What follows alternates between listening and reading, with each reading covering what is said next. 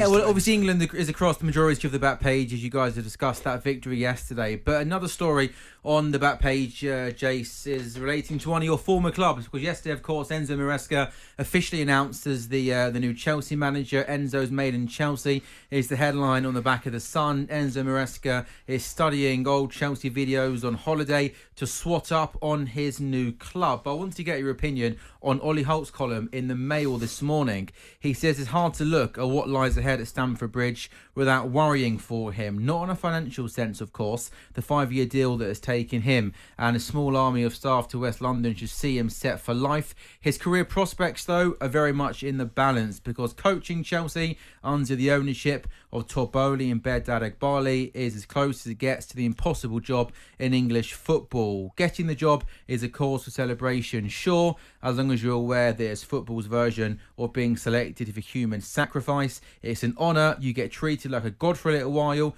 You get flattered and fattened up. Then one of the two co-sporting directors says it's your fault that you're not making sense of the chaos, and someone takes you out for dinner at night at a nice restaurant in Mayfair and turns your lights out. So he doesn't hold back there, does he, Ollie Holt, on what lies ahead for Enzo Maresca.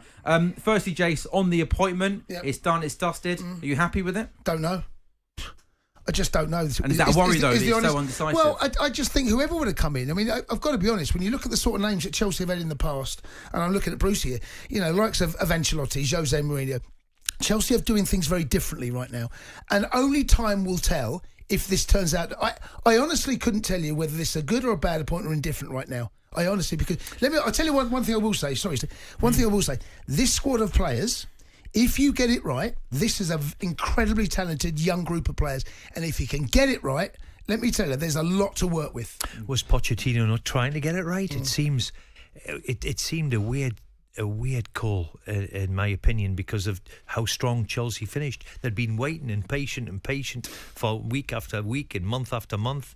Just when they seemed to be in a good position, qualify for Europe, finish 6th in the league. Won 6 on the spin, did they, towards the end, and all of a sudden they pulled the rug. And Chelsea's been one of them teams over the years, though, have maintained success. However, they replaced Jose Mourinho with, it was Ancelotti, was it? And then Ancelotti with Conte came in, and they seem to be, you know, they continued their success. They still were able to win something, you know, and now the appointment of Enzo, well, I wish him the best of luck, but you do think it's a big challenge ahead, but a fantastically exciting one for him. I'm sure he's delighted. In terms of what Ollie Holtz, though, saying this morning about Maresca, he says here, I can't see him lasting 2 years. In terms of that, looking with your managerial head on at the ownership structure at Chelsea, the way it's being run, do you feel like he's got to get off to a good start? Well, I think we all know in management now that time is not something that you're given.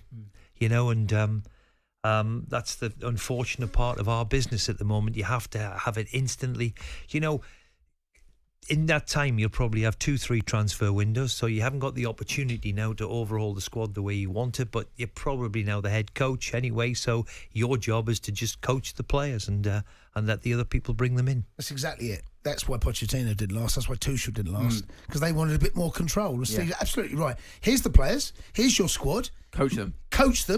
Get the best out of them, and if we need to sell players, we will do that as well. That feels like the structure at the moment. In terms, just final question for you on this, Jay. In terms of the bigger picture at Chelsea, kind of looking more long term, do you see success in the long term under this new ownership structure? Well, they've set this out. The only way we'll answer that question, we won't know whether this is going to work until 3 or 4 years' time. When you buy 19, 20, 21-year-old players, they won't reach their potential till 25, 26, 27. I mean, that's, you know, I ain't got a crystal ball. That when Chelsea done it under Roman, he bought players that were almost ready. You know, Frank Lampard came young, but then by the time Jose got him, he was a mature footballer. Then you got Didier Drogba coming through, Cech, Ashley Cole, JT. You know, that spine of that team, very different looking spine to what we've got right now.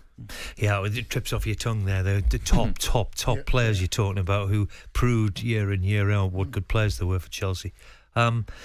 They've got I agree with you, though. They've got a really, really talented bunch of players, young players.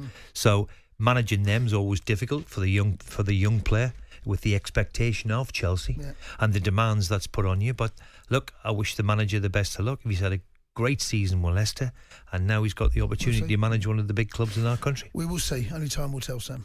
Just as well as Chelsea, obviously England across the back page. There's a lot of journalists this morning taking the angle, talking about Trent and praising him for his performance last night. Trent right on time is the headline on the back of the Sun. In the Mirror, Trent divides opinion, but he's too good to be a bit part player. And one more for you. Past Master Trent, worth a central role. Coppes can provide spark. That's inside the Daily Star this morning. talkSPORT Breakfast, waking you up Monday to Friday morning from 6 a.m. on AM, on DAB, via the talkSPORT app and on your smart speaker. talkSPORT.